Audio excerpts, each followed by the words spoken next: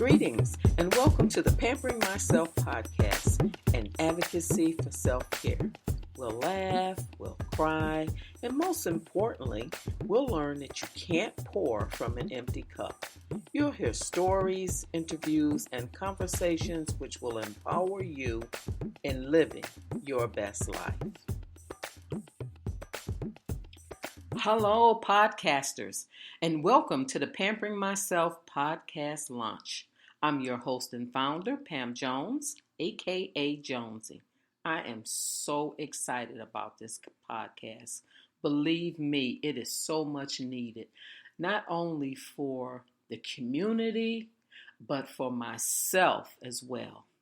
As women, we often focus on the needs and the cares of others, putting our own health and wellness aside, which often leads to an unhealthy lifestyle, both physically and mentally.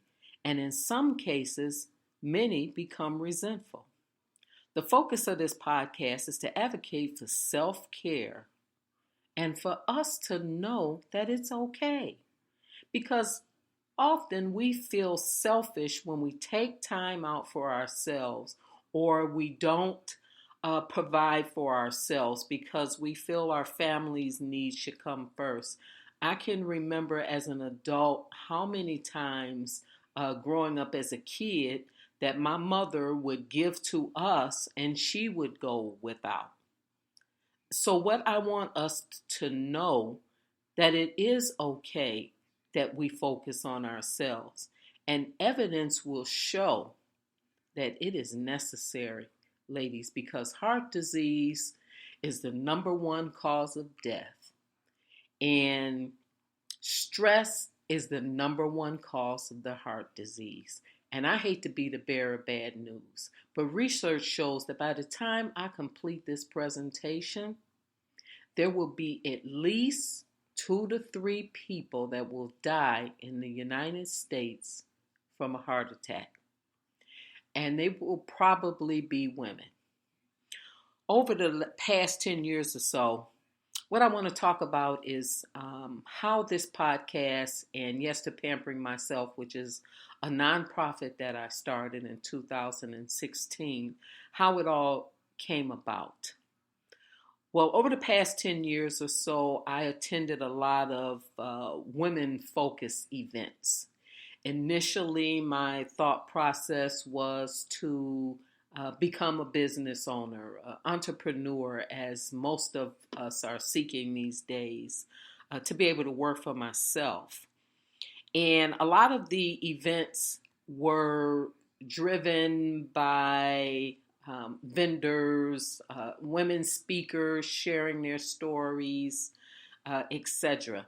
And they're very beneficial, ladies. We need them, and we need to continue to support them, because there's always something that you can get from them and something that you can learn by someone else's story. But what I begin to notice, and particularly in the smaller type of events where there may have been 10 to 20 attendees sitting before a panel or a speaker sharing her story, is I begin to hear an outcry of women wanting to have a place where they can go and share what I call personal and confidential information, because they were lacking something. It wasn't necessarily business skills that they were looking for, but they wanted to have a community where they can just say what was on their mind. Whether it was something that was bothering them at work, whether it was a family situation, whatever it was that was on their mind.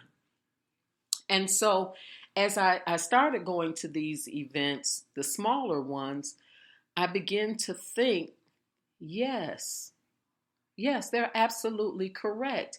And as they cried most oftentimes, that's when they begin to share what it was that blocked them from their success.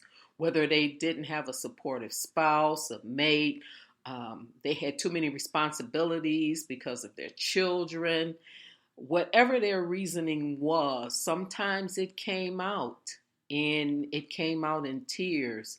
And for those who were not necessarily willing to share their information, they were a listening ear, and they would often provide some feedback, some suggestions, some recommendations in order to help move this person forward.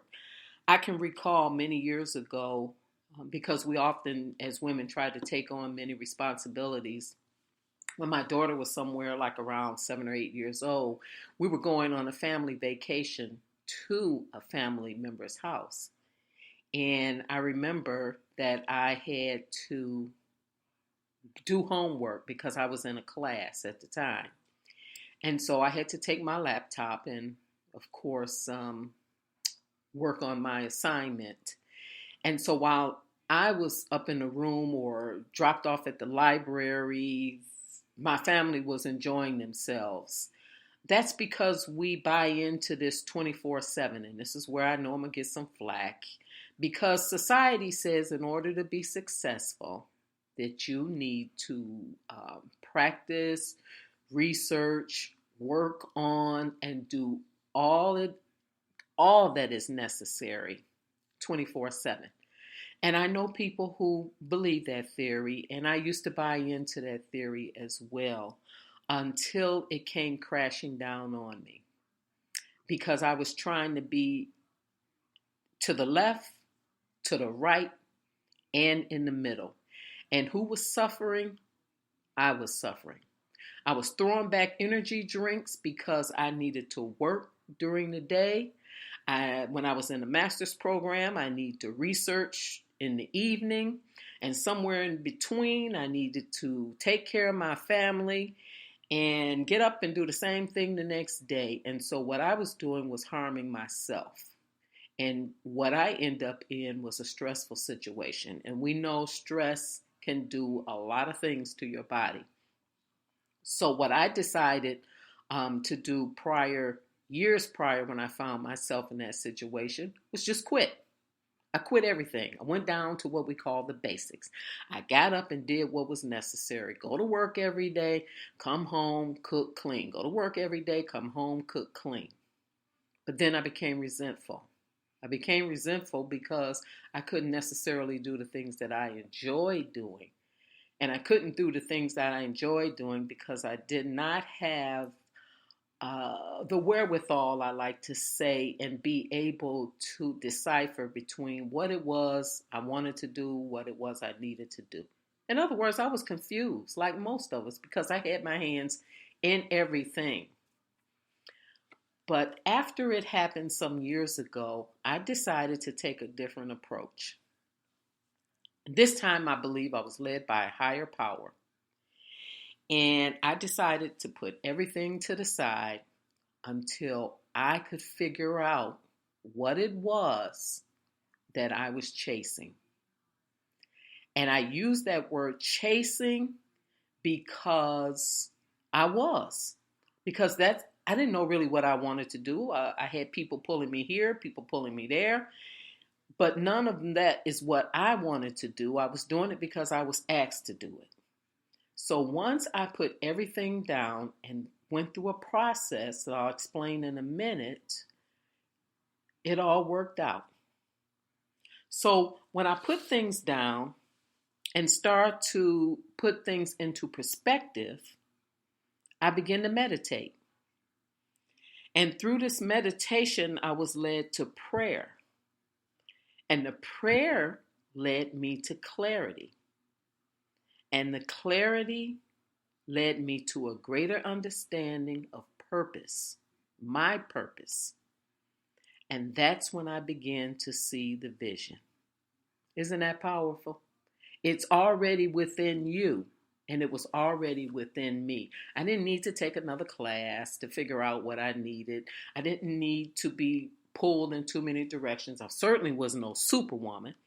What I need to do was just figure it out, because we all have a purpose. And from that experience, I was led to start a nonprofit.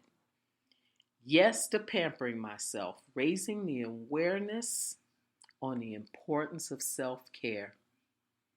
All of that, all of the things that I have gone through to get to this point. Well, our experiences are our best teachers. So I'm a witness here to tell you. And it's sometime throughout these podcasts, I'll share many stories that I'm sure are similar to your own experiences with regards to health issues and stress. And I'm a witness and a blessing that I'm here to share this with you. So I'm looking forward to sharing and growing with you along this journey and recognizing that there is nothing, hear me from the bottom of my heart, there is nothing more important than your health. Because without your health, you can't do anything for anybody else. You hear me? Anybody else. Even yourself, if you're in poor health, you may need some help. But we often find ourselves being reactive. And so what I like to do is turn things around and become proactive. We don't want to wait till we're told this diagnosis, or you need to stop doing this, or you need to take another prescription, or you need to cut things out of your life. We don't want to get to that point. But if you don't take the time, or if you don't take the lead on your health, you could be forced into it. So I like to leave you with these words of wisdom from Dr. Maya Angelou. My mission in life is not merely to survive, but to thrive, and to do so with some passion, compassion, some humor, and some style. And so let's take those words of Dr. Maya Angelou and have some fun. Start that business, take that vacation, do what it is that you enjoy doing, even if it is a lot of work. Just take some me time. So I would love for you to say with me, yes to pampering myself. Enjoy this journey. I'm going to leave you today with the challenge of doing something for yourself every single day, no matter how small, how big, time-wise, something that is helpful, and make a commitment to pampering yourself every day.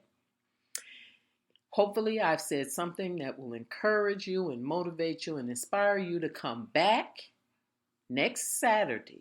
Every Saturday morning, there's a new podcast, and we're going to have some fun, and we're going to have some healthy, clean fun, and learn how to pamper ourselves no matter what we do. I thank you, and I hope to see you soon.